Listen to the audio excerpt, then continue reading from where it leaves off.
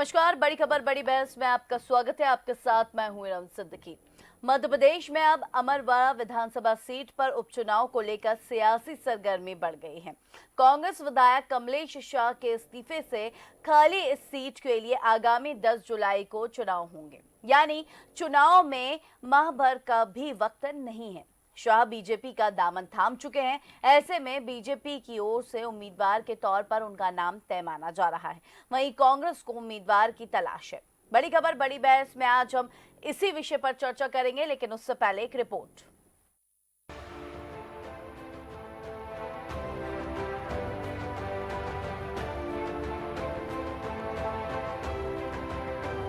वर्ष 2023 के अंत में हुए आम चुनाव में कांग्रेस को छिंदवाड़ा जिले की 5 विधानसभा सीटों पर जीत हासिल हुई। इनमें अनुसूचित जाति के लिए आरक्षित अमरवाड़ा सीट भी शामिल है। लेकिन बीते माह हुए लोकसभा चुनाव में हालात बदल गए। कांग्रेस के हाथ से न केवल अमरवाड़ा विधानसभा सीट निकल गई, बल्कि पार्टी के दिग्गज नेता कमलनाथ का ये गढ़ भी ढह गया।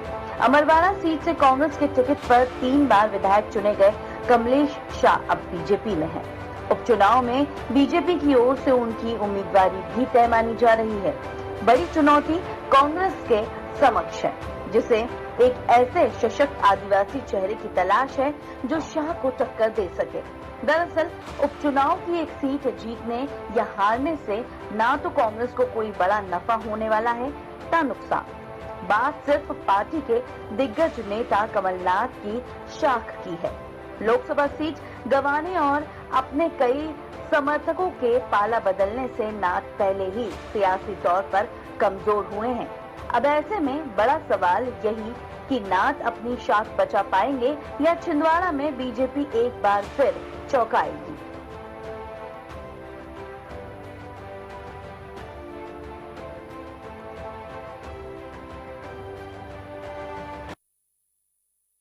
बिल्कुल, तो बड़ी खबर बड़ी बहस में इसी मुद्दे पर हम चर्चा करेंगे। चर्चा के लिए पैनल पर आज हमारे साथ स्टूडियो से पॉलिटिकल एडिटर रवि अवस्थी जी हमारे साथ जुड़े हुए हैं। साथ में आपको बता दें कि बीजेपी से शिवम शुक्ला जी और कांग्रेस से अंबिका शर्मा जी हमारे साथ जुड़े हुए हैं। आप तीनों का बहुत स्वागत है बड़ी खबर बड़ी बहस में।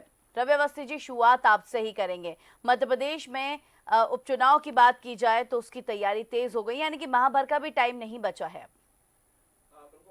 इरम, देखिए, हालांकि अभी 2 विधायक और कतार में हैं, लेकिन और बुधनी का भी मामला अटका हुआ है, तो कह सकते हैं कि 3 अभी और कतार में हैं उपचुनाव को लेकर। लेकिन अमरवाड़ा के लिए तो देखिए, चुनाव आयोग ने कार्यक्रम ही घोषित कर दिया और 10 जुलाई को वहाँ पर मतदान होना है, यानी 1 महीने का समय भी अब नहीं बचा है। तो ऐसी स्थिति में स्वाभाविक तौर पर बड़ी बात यही है कि देखिए, हालांकि इस उपचुनाव में कोई भी पार्टी जीते तो उससे कोई बहुत बड़ा ना तो फ़र्क नहीं पड़ने वाला, सियासी फ़र्क नहीं पड़ने वाला, न संख्या बल के मान से बात हो रही है। क्योंकि देखिए, अगर 163 पर बीजेपी है तो अब 66 पर कांग्रेस होती थी, अब 65 पर है, और 2 और अगर चले जाते हैं तो फिर वो भी 63 पर आ जाएगी। तो ऐसी स्थिति में कोई मतलब उस तौर पर बड़ा फ़र्क नहीं है। लेकिन अब जिस तरीके से छिंदवाड़ा में जो राजनीतिक समीकरण बदले हैं, लंबे अरसे बाद छिंदवाड़ा सीट जो है गंवाई है कांग्रेस ने, और खास करके कमलनाथ, जिनको एक गढ़ कहा जाता है, 9 बार वो खुद सांसद रहे, फिर 1 बार उनकी पत्नी रही, 2 बार बेटे रहे। तो ऐसी स्थिति में स्वाभाविक तौर पर एक कहीं ना कहीं बड़ा झटका, कांग्रेस से ज़्यादा बड़ा झटका कमलनाथ को लगा है। और ख़ास करके जो उनके समर्थक बड़ी संख्या में एक तरफ से पाला उन्होंने बदल लिया, चाहे वो दीपक सक्सेना हो, कमलेश शाह हों, या कोई अन्य हों, यानी रूट लेवल तक के कार्यकर्ता अगर बीजेपी का दामन थाम चुके हैं, तो आप अंदाज़ा लगा लीजिए कि अभी जो हार हुई है कांग्रेस की छिंदवाड़ा में, वो 1 लाख से अधिक मतों से हुई है। और अमरवाड़ा की बात कर लें तो देखिए, 15,000 से ज़्यादा की लीड जो है वो बीजेपी को मिली है वहाँ से। कभी आप देखिए, पिछले लोकसभा चुनाव में वहाँ से नकुलनाथ ने 25,000 की लीड ली थी। तो ये फ़र्क आया है। तो ये एक वहाँ पर जो राजनीतिक समीकरण बदले हैं, तो अब सवाल वही है कि देखिए, बीजेपी से तो बहुत हद तक संभावना है, और इस बात के संकेत भी है कि कमलेश शाह को मैदान में उतारा जा सकता है। कमलेश शाह की अपनी पकड़ भी है, वो आदिवासी अंचल के एक तरीके से वहाँ के राजा भी कहे रहे, उनका जो परिवार है वो रहा है, उसी राजघराने से आते हैं। अब उनका अपना प्रभाव है, इसीलिए इस लोकसभा चुनाव में वो 15,000 की लीड दिलवा पाए। तो ऐसी स्थिति में अब कांग्रेस के समक्ष लेकिन एक बड़ा संकट ये है कि कौन सा आदिवासी चेहरा ऐसा होगा जो कमलेश साय को, बीजेपी को टक्कर दे सके।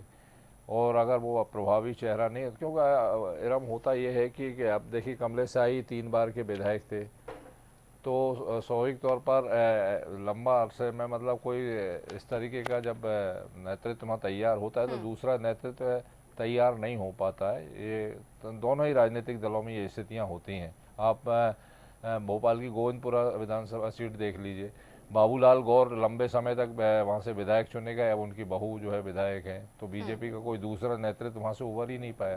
तो इसी तरीके की स्थितियाँ अमरवाड़ा में भी रही हैं। अब कांग्रेस के सामने संकट इस बात का है कि कौन सा वो चेहरा होगा जो टक्कर देगा।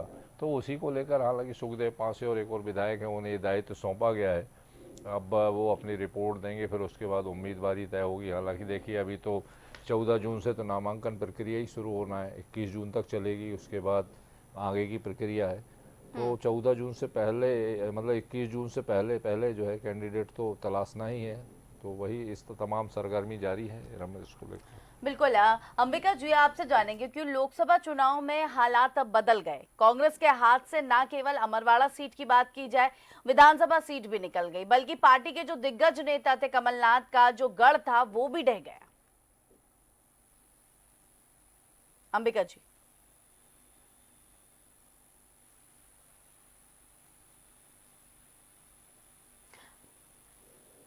अंबेडकर जी, आपको मेरी आवाज मिल पा रही है? चलिए शिवम जी, यही सवाल अब मेरा आपसे रहेगा। जी मैं सवाल नहीं सुन पाया था, अच्छा होगा अगर आप रिपीट जी शिवम जी, सवाल मेरा ये है कि कमलनाथ का गढ़ माना जाता है जिस तरीके से अगर हम बात करें छिंदवाड़ा को, और वहीं अमरवाड़ा खास बात मैं आपको बता देता हूँ। देखिए मध्य प्रदेश की राजनीति एक गढ़ और किले से आगे बढ़ चुकी है। यहाँ पर कोई भी विधानसभा क्षेत्र किसी नेता, किसी सामंती, किसी राजा, किसी उद्योगपति का गढ़ नहीं है। अब मध्य प्रदेश में प्रजातंत्र का जो सूर्य है वह पूरी तरीके से चमक रहा है। प्रधानमंत्री जी के कर कमलों से मध्य प्रदेश जिस प्रकार 29-0 जैसा एक अभूतपूर्व परिणाम लेकर के आया है, वो अपने आप में सिद्ध कर रहा है कि मध्य प्रदेश में भारतीय जनता पार्टी कितनी मजबूत स्थिति में है। और स्वाभाविक तौर पर जिस प्रकार से मध्य प्रदेश में लगातार भारतीय जनता पार्टी के पक्ष में एक उत्साह का वातावरण है, वह स्पष्ट कर रहा है कि मध्य प्रदेश की जनता ने पूरे मनोयोग के साथ मोदी जी को स्वीकार किया है। तमाम अंचलों में जो किसी जमाने में किसी नेता, किसी उद्योगपति का गढ़ हुआ करते थे, वह पूरी तरीके से जनतांत्रिक भावना को आत्मसात करके वहां की जनता ने अपने सच्चे अर्थों में सही जनप्रतिनिधि चुनने का निश्चय किया है और उसी की हम परिकल्पना को साकार होते हुए देख रहे हैं।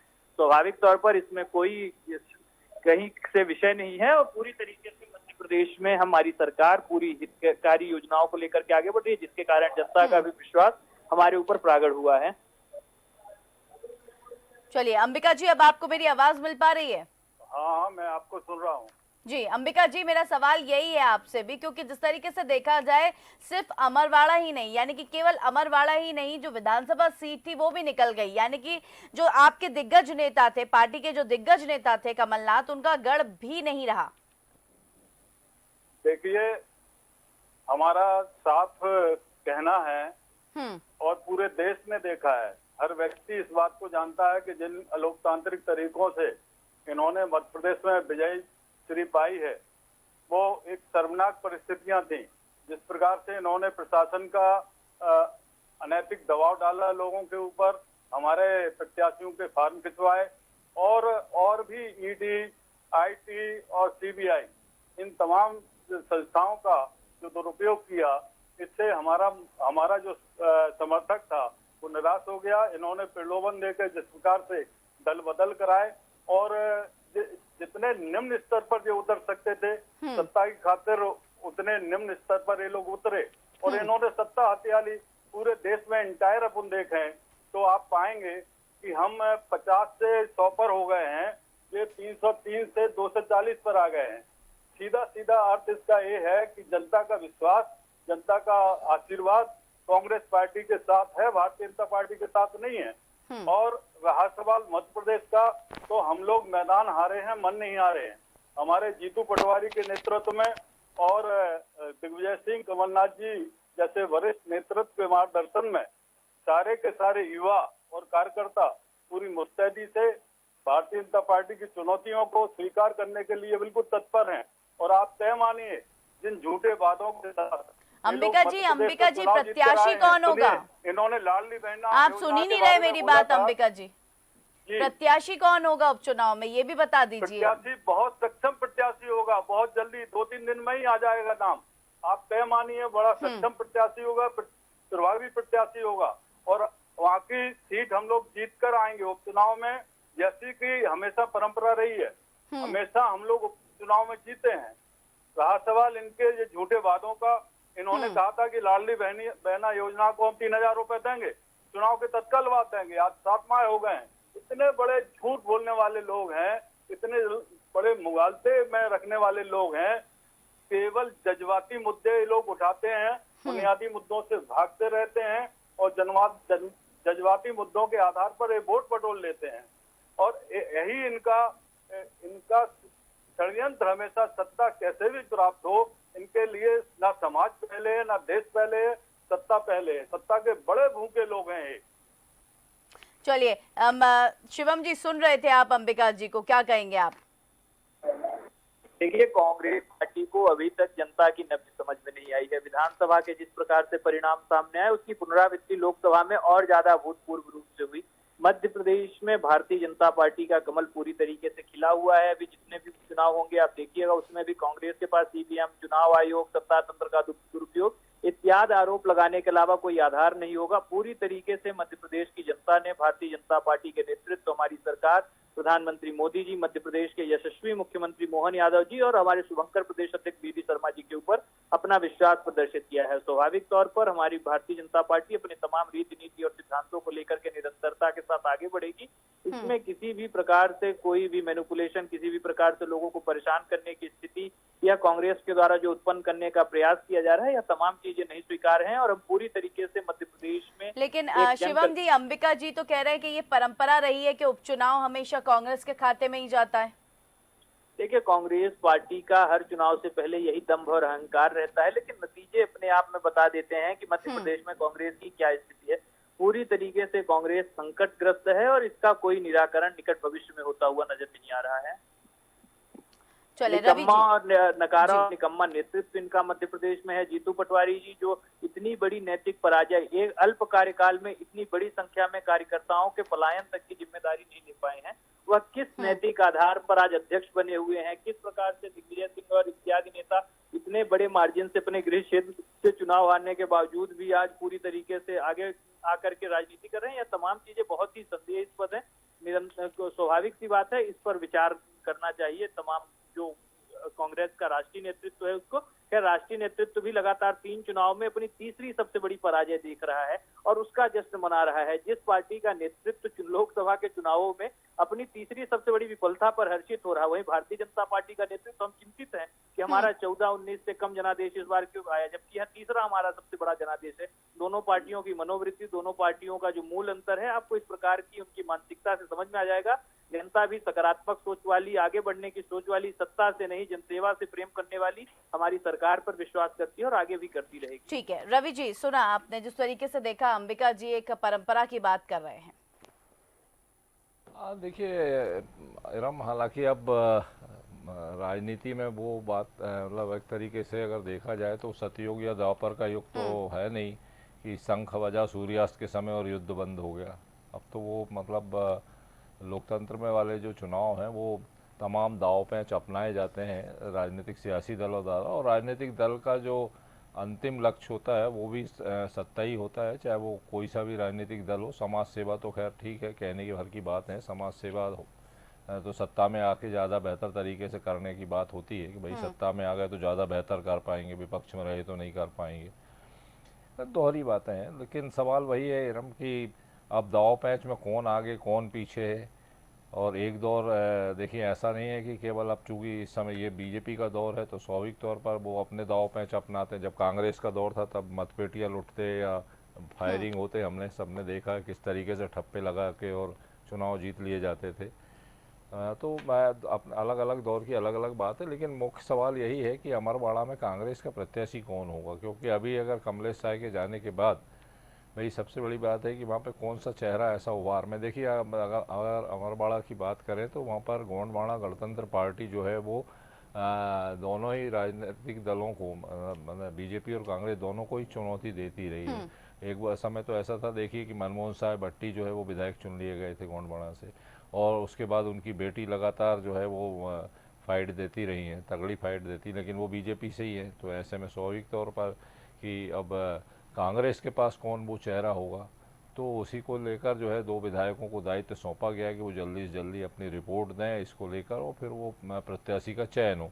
अब सवाल ये है कि जब प्रत्याशी आपके पास अभी तक तय नहीं है, तो फिर ऐसी स्थिति में मतदाता क्या तय करेंगे। अच्छा, दूसरी बात एक अमरवाड़ा को लेकर ये है कि देखिए आदिवासी बाहुल्य तो है ही, वहाँ पे महिला मतदाताओं की संख्या भी पुरुषों के लगभग बराबर है, यानी 1,28,000 कुछ अगर पुरुष मतदाता हैं तो 1,27,900 के करीब महिला मतदाता भी हैं।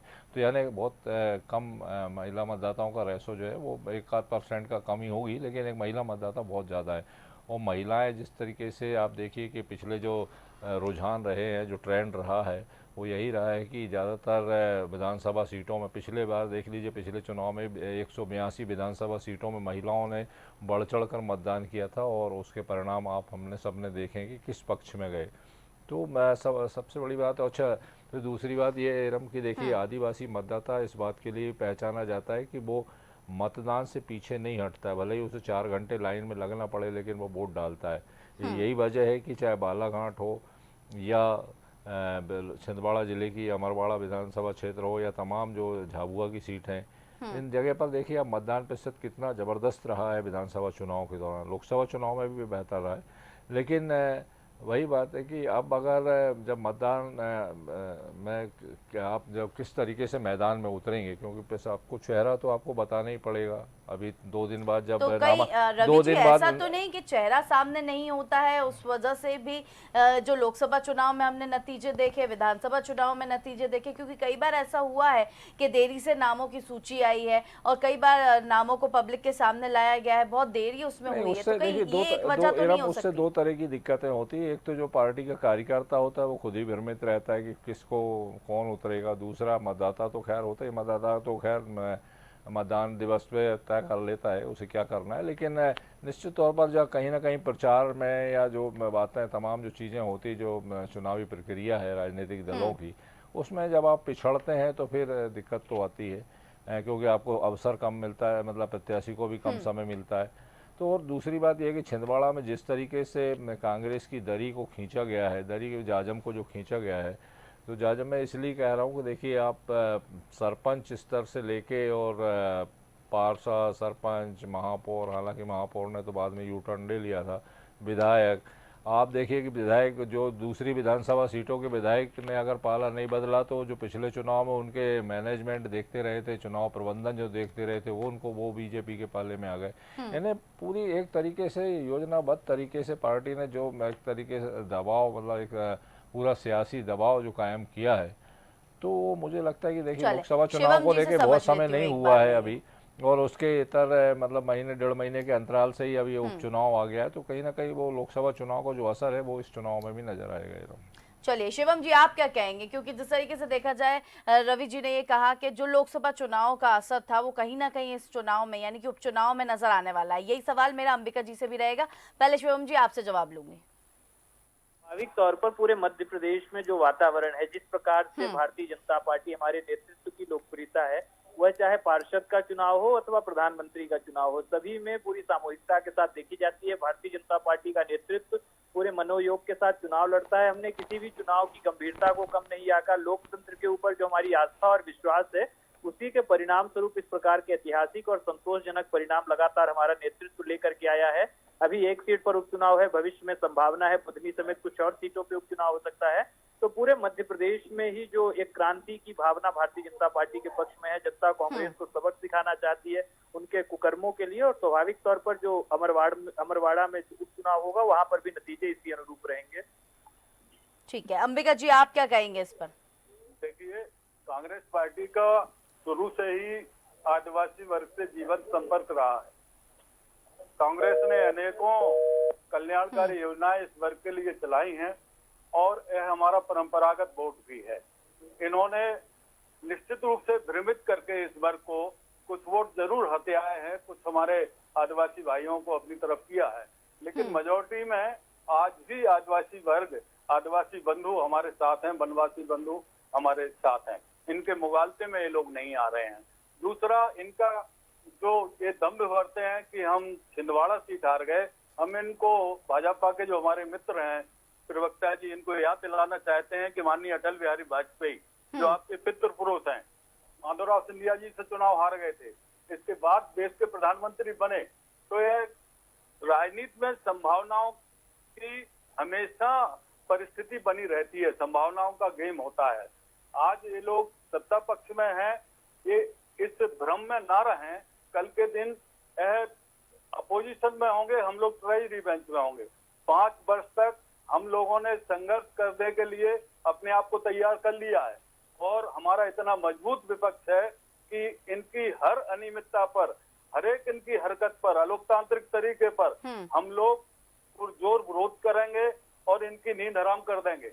इस बेलगाम सरकार को हम लोग नियंत्रित करेंगे और जनता की अदालत में हम लोग जाएंगे, जन चेतना पैदा करेंगे। आप तय मानिए, बहुत जल्दी हमारा इस उपचुनाव में हमारा प्रत्याशी, हमारा हाईकमान तय करने वाला है और हम निश्चित रूप से इस सीट को जीतेंगे और परिणाम के दिन भी हम आपके साथ होंगे। हम बताएंगे कि देखो इतने भारी मतों से हम लोग जीते हैं इस उपचुनाव को।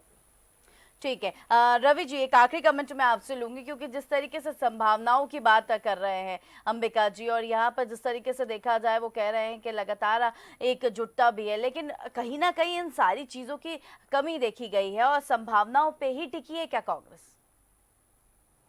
ठीक है, अब देखिए हर राजनीतिक दल को, हर प्रत्याशी को जब तक परिणाम नहीं आता सब दावे करने की पूरी छूट रहती है और हालांकि परिणाम के बाद ही इसका खुलासा हो पाता है कि इसके दावे में कितनी सच्चाई है। विधानसभा चुनाव में भी इसी तरह के दावे और आरोप देखे गए, फिर लोकसभा चुनाव में के नतीजे आ गए, अब उपचुनाव की बारी है। लेकिन वही बात है कि अब सबसे बड़ी बात है कि अब भाई मुझे लगता है कि कांग्रेस भी जल्दी प्रत्याशी तय कर लेना चाहिए ताकि मुकाबला, हालांकि अभी बीजेपी ने भी पत्ते नहीं खोले हैं कि किसको उतार रहे हैं, लेकिन फिर भी बहुत हद तक संभावना है कि कमलेश साय को बीजेपी से प्रत्याशी हो सकते हैं और जल्दी अगर कांग्रेस का भी कोई प्रत्याशी सामने आ जाता है तो फिर निश्चित तौर पर ये मुकाबला रोचक रहने वाला है। बिल्कुल, चलें, बहुत शुक्रिया रवि जी आपका भी, अंबिका जी आपका भी, शिवम जी आपका भी बहुत शुक्रिया। तो छिंदवाड़ा जिले की 5 विधानसभा सीटों पर जीत हासिल हुई। इनमें अनुसूचित जनजाति के लिए आरक्षित अमरवाड़ा सीट भी शामिल है, लेकिन बीते माह हुए लोकसभा चुनाव में हालात बदल गए। बड़ी खबर, बड़ी बहस में इसी मुद्दे पर हमने चर्चा करी। चर्चा के लिए पैनल का बहुत शुक्रिया। आप देखते रहिए DNN न्यूज़। नमस्कार।